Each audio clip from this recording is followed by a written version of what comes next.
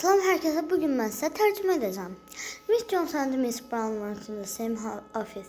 Cənab Jones ve Cənab Brown aynı ofiste işlerdi. One day bir gün Miss Jones said to Miss Brown. Miss Jones yani Cənab Jones dedi Cənab Brown'a. We are going to have a small party at our house next Wednesday evening. Biz balaca bir parti edəcəyik gələn həftənin 3-cü günü axşam evimizdə. Will you and your wife come? Sən və arvadın gələcək. Miss Brown said, Cənab Brown dedi, thank you very much, çox sağ ol. That is very kind of you. Bu səndən çox mərhəmətlidir. We are free that evening. Biz həmən axşam boşuq. I think, mən düşünürəm. But I will telephone my wife and ask her. Mən zəng edəcəm arvadıma və soruşacağam. Perhaps she wants to go somewhere that evening. Birdən harasa gitmək istəyər. So Miss Brown went to the other room and telephoned. Onun üçün də Cənab Brown o biri otağa getdi və zəng etdi. Yox. When he came back, o qaydanda he looked very surprised. O çox həyəcanlı göstərdi. What is the matter? Nədir olan? Nə olubdu, says Miss Jones. Cənab Jones dedi. Did you speak to your wife? Sən arvadınla söhbət etdin, yəni danışdın, zəngləşdin? No, xeyr, answered Miss Brown. Cavab verdi Cənab Brown. She wasn't there, o orada değildi. My small son answered the telephone. Mənim balaca oğlum cavab verdi telefona. I said to him, mən ona dedim. Is your mother there? Anan oradadır. David. And he answered və o cavab verdi. No, xeyr, she is not in the house. Where is she then? O haradadır bəs? I asked. Mən soruşdum. She's somewhere outside. O haradasa çöldədir. What is she doing? O nə edir? She's looking for me. O məni axtarır. Həll 2. When you have a post office box, the postman does not bring letters to you, but you go to the post office and get your letters and parcels from your box. Sənin əgər post office qutun varsa, mən post office bir də deməyəcəm, yəni qutu deyəcəm, okay? The postman does not bring letters to you. Sənə postman göndərmir məktub. Amma sən gedirsən post ofisinə və özün götürürsən məktublarını. This box is locked. Bu qutu bağlıdır and you have the key və sənin haçarın varsa. The letters are quite safe. Onun üçün də məktublar təhlükəsizlikdədir. One day bir gündə headmaster of the school wrote the post office and asked for a post office box for his school. Bir gün boss deyəcəm headmaster'a. Boss post ofisindən qutu sifariş verdi məktəbə üçün. Son qadın answer. Sonra o cavab aldı. It said, o dedi. We will give you a post office box in 1 month. Biz sənə qutunu verəcəyik. Bir ay sonra, 3 months later, 3 ay sonra the headmaster wrote the post office again and said, boss dedi post ofisinə yenə and said, why haven't we got a post office box yet? Nə üçün bizim hələ post office qutumuz yoxdur? This was the answer from the post office. Bu cavab idi. Post ofisindən, dear sir, əziz cənab, we gave you a post office box 2 months ago and wrote to you to tell you. Biz sənə göndərdik 2 ay əvvəl və sənə demişdik ki, desin sənə, kim desin? Neyse. Here the key to your box. Buradadır sənin qutuna olan haçar. You will find our letter to you in it. Sən tapacaqsan bizim sənə olan məktubumuzu içərisində.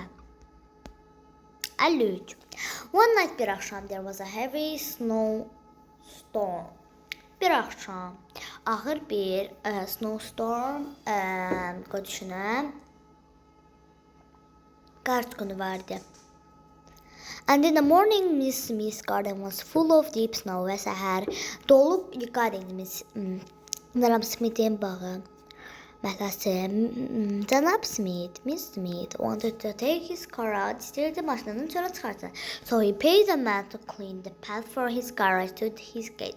Onun üçün kimsəyə pul dedi ki, qarajından məhləsinə kimi olan qarı boşaltsın. Yəni ayrıya qoysun. He said to this man, o bu kişi dedi, don't throw any snow on that side because it will damage the bushes in my garden. O tərəfə heç bir şey, yəni qar atma, çünki kolları zərər verəcəkdir. And don't throw any to the other side və bu biri tərəfə də etmə because it will break my fence, çünki bu mənim hasarımı qıracaq. And don't throw any into the street və küçəyə də atma or the police will be angry. Yoxsa polis nəvrənəcək. Then Miss Smith went out. Sonra Cənab Smith getdi. When he came back, o qayıdanda təpəs was clear and the snow it was not on the bushes. Gələndə gördük ki qar kolluqda deyil, orada fence və yaxud da yəni səpərdə deyil, orada street və küçədə deyil. Miss Smith was very pleased. O çox yəni sevinmişdi, məmnun idi until he opened the garage to get his car out.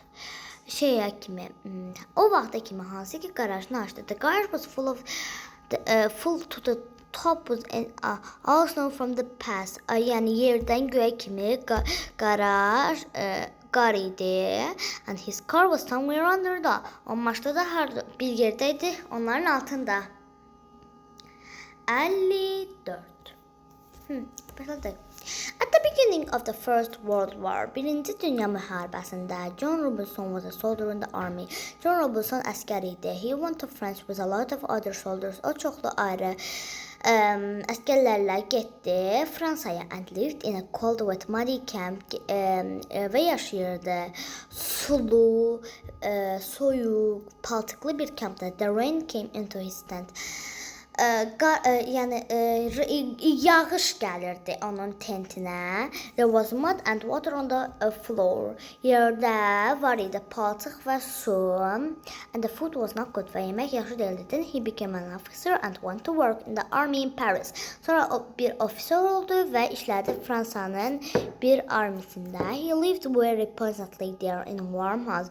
O çox yaxşı yaşayırdı orada, isti bir evdə. Had very good food. Çox yaxşı yemək vardı and enjoyed himself və məmnun idi. After some months, bir neçə ay sonra he met one of his old friends from the camp. O köhnə dostlarından birini gördü kampdan olan. You made a big mistake when you left our camp. Sən çox böyük bir səhv etdin kampımızda. Gedəndə said this friend. Bu dost dedi. Oh, said John Robinson. Why? Oh, dedi John Robinson. Nə üçün? Well, said the soldier. The week after you left, they put wood floors to our tent. Sən getdiyin həftədən sonraki həftə onlar qoydular yerə taxta pol. 55 ya da axırıncı olan mətnimizə gəldik. Başlayın qoy. Bunu düzəldim. Sorry. Aha. Miss Anderson had a new telephone number. Cənab Anderson'un yeni telefon nömrəsi vardı. Before he got it, ondan əvvəl it was the number of a shop. Bu bir shop, mağazanın nömrəsi idi. The shop now had a new number in the shop. Mağazanın yeni number nömrəsi var idi. But a lot of women did not know this. Amma çox insan bunu bilmirdi. So they still telefonda oldu. Onun üçün onlar yenə zəng etdilər öbürünə. At first, birinci Mrs. Anderson always said. Birinci həmişə Miss Cənab xanım Anderson deyirdi. We are sorry, biz baxdırıq. You have the wrong number. Sən səhv nömrə aldın. The shop has a new one now. İndi yenisi var shopun, yəni mağazanın. But women still continue to telephone them to ask for things. So after some time, gəlin indi tərcümə edək, sonra virgüldən sonra olan cümləni yenə tərcümə edək. Amma yenə də qadınlar ona zəng eləyirdi və bir nə qədər əşyalar üçün və bir nə qədər vaxt sonra Mrs. Anderson began to answer them like this. Cənab xanım Anderson bunlara belə cavab verdi. Good morning, madam. Sabahınız xeyir, madam. What do you want us to send you today? Nə istəyirsiniz biz bugün sizə göndərək? Deyilsə, onlar düşündü. Perhaps they will stop telephoning us when they don't get their things. Onlar düşündülər ki, yəqin ki, onlar dayanacaqlar əgər əşyalarını almayanda. But this did not help Miss and Mrs. Andrews. Bu onları kömək etmədi xanım və cənab Andrewsa. Because now women began to telephone them more and more.